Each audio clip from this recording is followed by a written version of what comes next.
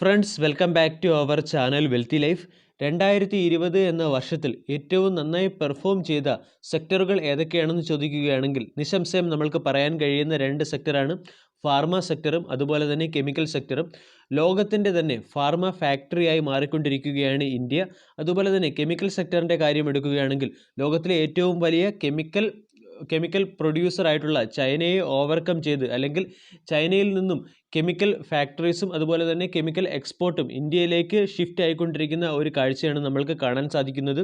ഈ പൊട്ടൻഷ്യൽ മനസ്സിലാക്കി നമ്മൾ ലോക്ക്ഡൗൺ കാലത്ത് തന്നെ time to focus chemical sector എന്ന് പറയുന്ന രീതിയിൽ ഒരു പ്ലേലിസ്റ്റ് ക്രിയേറ്റ് ചെയ്യുകയും കെമിക്കൽ സെക്ടറിലെയും അതുപോലെ തന്നെ ഫാർമ സെക്ടറിലെയും പ്രധാന കമ്പനികളുടെ ഫണ്ടമെൻ്റൽ അനാലിസിസും അതുപോലെ തന്നെ ലെവൽസും ടാർഗറ്റും എല്ലാം ഡിസ്കസ് ചെയ്തതുമാണ്. ലെവൽസും ടാർഗറ്റും കഴിഞ്ഞ് എങ്കിലും ഫണ്ടമെൻ്റൽ അനാലിസിസ് എന്ന പർപ്പസിന് വേണ്ടി നിങ്ങൾക്ക് ആ പ്ലേലിസ്റ്റ് ഉപയോഗിക്കാവുന്നതാണ്. ഇനി കെമിക്കൽ സെക്ടറിലെയും ഫാർമ സെക്ടറിലെയും ചില കമ്പനികളുടെ IPOകൾ നമ്മൾ റീസെൻ്റ്ലി കണ്ടതാണ്. ഓവറോൾ നോക്കുകയാണെങ്കിൽ 2020 എന്ന വർഷത്തിൽ വന്ന IPOകളെല്ലാം വളരെ നല്ല രീതിയിൽ അല്ലെങ്കിൽ ഔട്ട്സ്റ്റാൻഡിംഗ് പെർഫോമൻസ് നടത്തിയ IPOകളായിരുന്നു. ലിസ്റ്റിംഗ് ഗെയിനിൻ്റെ കാര്യത്തിലായാലും അതുപോലെ തന്നെ സബ്സ്ക്രിപ്ഷൻ റേറ്റിലായാലും ഈ IPOകളെല്ലാം റെക്കോർഡ് സെറ്റ് ചെയ്ത IPOകളായിരുന്നു. ഇനി കെമിക്കൽ സെക്ടറിലെ IPOകൾ നോക്കുകയാണെങ്കിൽ സ്പെഷ്യാലിറ്റി കെമിക്കൽ സെക്ടറിലെ രണ്ട് IPOകളാണ് നമ്മൾ കണ്ടത്. ഒന്ന് റോസാരി ബയോടെക്കിൻ്റെ IPOയും അതുപോലെ തന്നെ കെംഗോണിൻ്റെ IPOയും. റോസാരി ബയോടെക്കിൻ്റെ IPO മാർക്കറ്റിൽ അൺഫേവറബിൾ സിറ്റുവേഷനായിട്ട് കൂടിയും അത് 80 ടൈംസ് സബ്സ്ക്രൈബ് ആയ ഒരു IPOയാണ്. കെംഗോണിൻ്റെ IPO 149 ടൈംസ് ആയിരുന്നു സബ്സ്ക്രൈബ് ആയത്.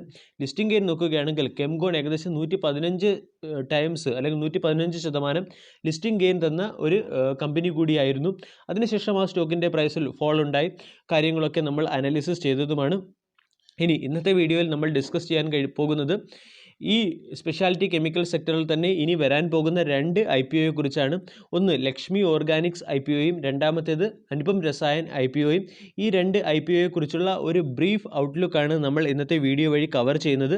വെൽത്തി ലൈഫ് എന്ന ചാനൽ നിങ്ങൾ ആദ്യമായാണ് വിസിറ്റ് ചെയ്യുന്നതെങ്കിൽ ചാനൽ ദയവായി സബ്സ്ക്രൈബ് ചെയ്യുക for getting instant stock recommendation and regular market updates. 800 കോടി രൂപയുടെ IPOയുമായിട്ടാണ് ലക്ഷ്മി ഓർഗാനിക്സ് വരുന്നത്. ലക്ഷ്മി ഓർഗാനിക്സ് സ്പെഷ്യാലിറ്റി കെമിക്കൽ സെക്ടറിലെ വളരെ ഫേമസ് ആയിട്ടുള്ള ഒരു കമ്പനിയാണ്. ഈ കമ്പനി പ്രധാനമായും ഫോക്കസ് ചെയ്തിരിക്കുന്നത് അല്ലെങ്കിൽ ഈ IPO കൊണ്ടുവരുന്നത് ഫ്ലൂറോ സ്പെഷ്യാലിറ്റി കെമിക്കൽസിലേക്ക് അതിൻ്റെ മാനുഫാക്ചറിങ് ഫെസിലിറ്റി വർദ്ധിപ്പിക്കുന്നതിന് വേണ്ടിയാണ് ഈ കമ്പനി അതിൻ്റെ IPO കൊണ്ടുവരുന്നത്. IPOയിൽ നോക്കുകയാണെങ്കിൽ 500 കോടി രൂപയുടെ ഫ്രഷ് ഇഷ്യൂവും 300 കോടി രൂപ കമ്പനി അതിൻ്റെ OFS അല്ലെങ്കിൽ ഓഫർ ഫോർ സെയിൽ വഴിയുമാണ് സമാഹരിക്കുന്നത്. അതായത് ഇതുവരെ വന്ന IPOകൾ നമ്മൾ നോക്കുകയാണെങ്കിൽ മിക്ക IPOകളിലും ഓഫർ ഫോർ സെയിലിൻ്റെ എമൗണ്ട് കൂടുതലും ഫ്രഷ് ഇഷ്യൂവിൻ്റെ എമൗണ്ട് കുറവുമായിരിക്കും. അതിനർത്ഥം ഓഫർ ഫോർ സെയിലിനെ കുറിച്ച് നമ്മൾ സംസാരിക്കുകയാണെങ്കിൽ ഓഫർ ഫോർ സെയിലിൽ എത്ര ഷെയർ വിൽക്കുന്നോ അത് ഡയറക്റ്റായിട്ട് കമ്പനിക്കല്ല കിട്ടുന്നത്, പകരം കമ്പനിയുടെ പ്രൊമോട്ടേഴ്സിനാണ് കിട്ടുന്നത്. ഇനി ഫ്രഷ് ഇഷ്യൂ വഴി എത്രത്തോളം ഷെയറുകൾ വിൽക്കുന്നുവോ അത് ഡയറക്റ്റ് കമ്പനിയുടെ എക്സ്പാൻഷനാണ് കിട്ടുന്നത്.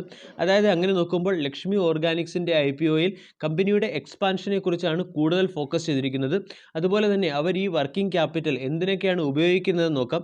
ഒന്ന്, പുതിയ പ്ലാന്റുകൾ പർച്ചേസ് ചെയ്യുവാനും കൂടാതെ ഔട്ട്ഡേറ്റഡ് ആയിട്ടുള്ള പ്ലാന്റുകൾ അപ്ഗ്രേഡ് ചെയ്യുന്നതിനും വേണ്ടിയാണ് ഈ IPO വഴി സമാഹരിക്കുന്ന പൈസ ഉപയോഗിക്കുന്നത്. കൂടാതെ pre payment and repayment of അതിൻ്റെ സബ്സിഡറീസിനും ഈ പൈസ ഉപയോഗിക്കുന്നുണ്ട്.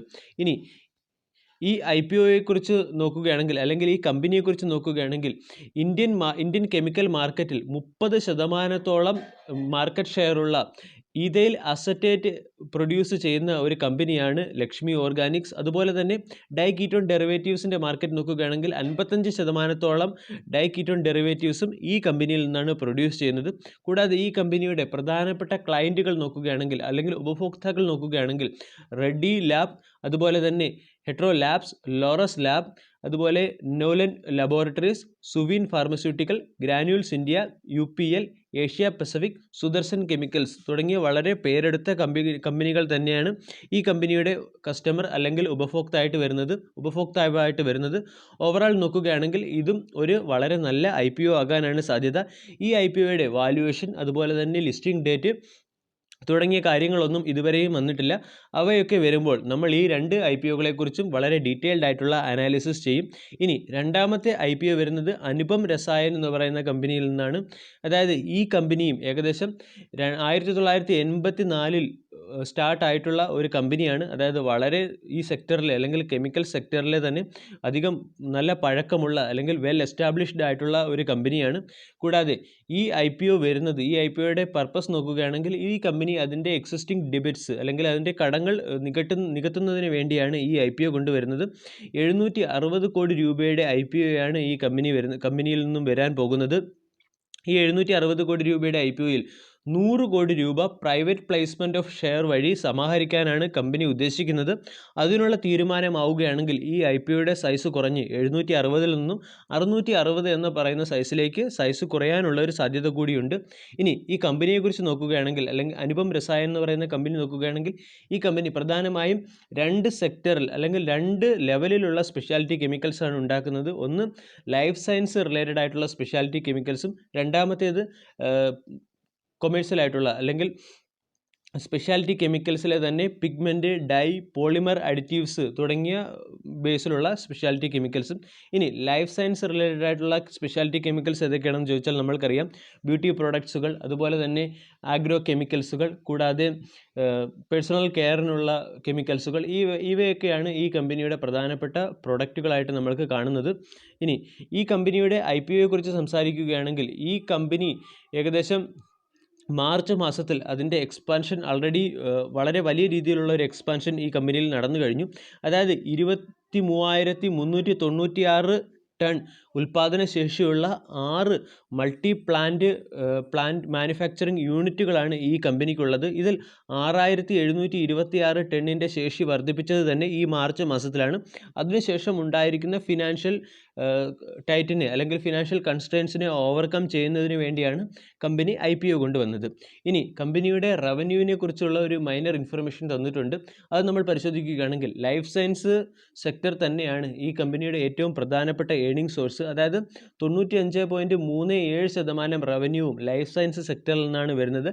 പക്ഷേ ഈ മാർച്ച് മാസത്തിന് ശേഷം കമ്പനി ലൈഫ് സയൻസ് സ്പെഷ്യൽ കെമിക്കൽസിൽ നിന്നും മാറി, അതായത് അല്ലെങ്കിൽ കുറച്ചും കൂടെ ഡൈവേഴ്സിഫൈഡ് ആയിട്ടുള്ള ഒരു പ്ലാറ്റ്ഫോം ക്രിയേറ്റ് ചെയ്യാൻ ശ്രമിച്ചിട്ടുണ്ട്. അങ്ങനെ നോക്കുമ്പോൾ ലൈഫ് സയൻസ് കെമിക്കൽ സെക്ടറിൽ നിന്നുള്ള റവന്യൂ അല്പം കുറച്ച്, അതായത് 92.48% കുറയ്ക്കുകയും, അതുപോലെ തന്നെ അതർ സ്പെഷ്യാലിറ്റി കെമിക്കൽസിലെ റവന്യൂ 4.63 നിന്നും 7.52% ആയിട്ട് ഉയർത്തുകയും ചെയ്തിട്ടുണ്ട്.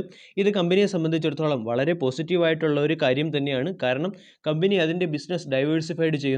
ഡൈവേഴ്സിഫൈഡ് ആയിട്ട് ബിസിനസ് ചെയ്യുന്ന ഒരു കമ്പനിയിൽ റിസ്കിനുള്ള സാധ്യതയും വളരെ കുറവാണ്. ഓവറോൾ നോക്കുകയാണെങ്കിൽ ഇത് വളരെ പോസിറ്റീവായിട്ടുള്ള ഒരു ഔട്ട്ലുക്ക് തന്നെയാണ്. അതായത് ഫണ്ടമെൻ്റലി നല്ല സ്ട്രോങ് ആയിട്ടും വെൽ എസ്റ്റാബ്ലിഷ്ഡുമായിട്ടുള്ള 2 കമ്പനികളുടെ IPOയാണ് വരാൻ പോകുന്നത്.